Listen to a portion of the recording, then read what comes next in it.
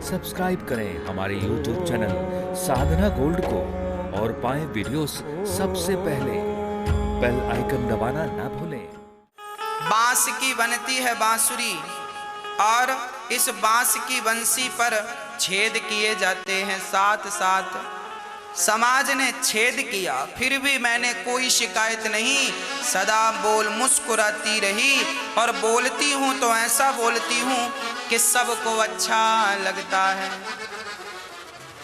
इसलिए हमें ऐसा बोलना चाहिए मेरी माँ की सबको पसंद आए, कड़वा नहीं बोलना चाहिए।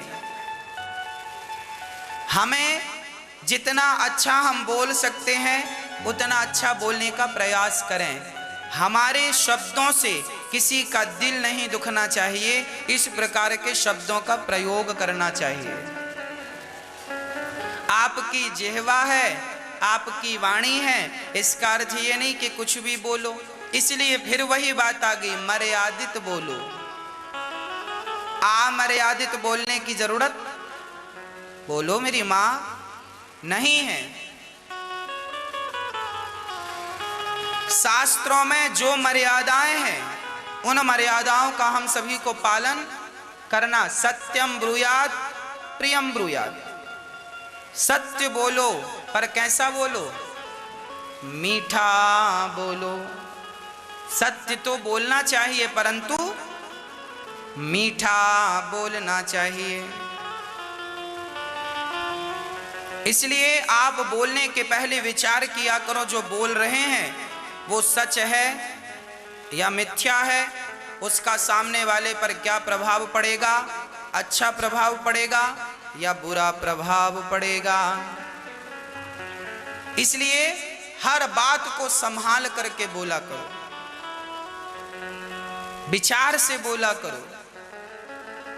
आपकी कीमत बढ़ जाएगी उस दिन जिस दिन विचार से बोलना सीख जाओगे।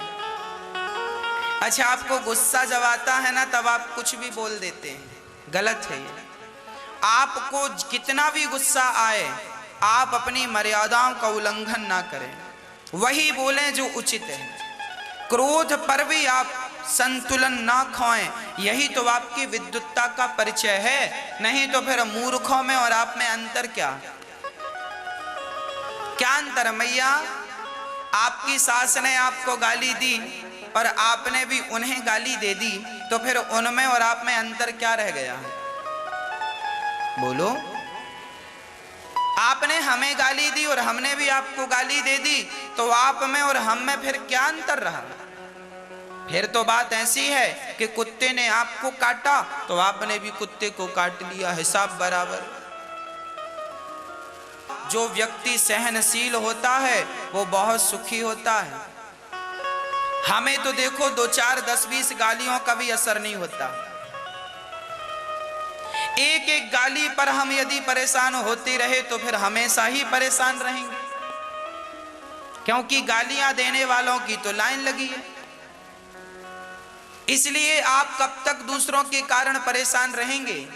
गाली देने वाला देकर चला जाता है, हम परेशान हो जाते हैं। इसलिए गालियों का हम पर कोई प्रभाव नहीं पड़ना चाहिए। कोई हमारा अपमान करे इसको भी ज्यादा डीपली गंभीरता से नहीं लेना चाहिए। भाई एक बात बताओ, आप मुझे गालियां दे रहे हैं, ये मेरा स्वभाव है या आपका स्वभाव दिख रहा है?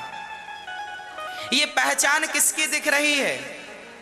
आप मुझे गालियां देंगे तो गालियां देने वाला अच्छा है या गालियों को सहन करने वाला अच्छा है? हाँ, बड़ा कौन है? सहन करने वाला। तो आप बड़े बनो ना। बड़े कब बनोगे? भाई गाली देने वाला अपनी विद्वत्ता का परिचय दे रहा है, वो अपने संस्कार प्रस्तुत कर रहा है। उसके पास, बेचारे के पास जो है सो दिए जा रहा है। अब आपके पास जो है आप भी दो। उसके पास गाली थी तो गाली दे रहा है, आपके पास समझदारी है तो अपनी समझदारी का परिचय दीजिए। आप उसको गालियां क्यों देते हैं? और आपने भी गालियां दे दी तो फिर वो नालायक, तो फिर हम कौन? हम भी वैसे।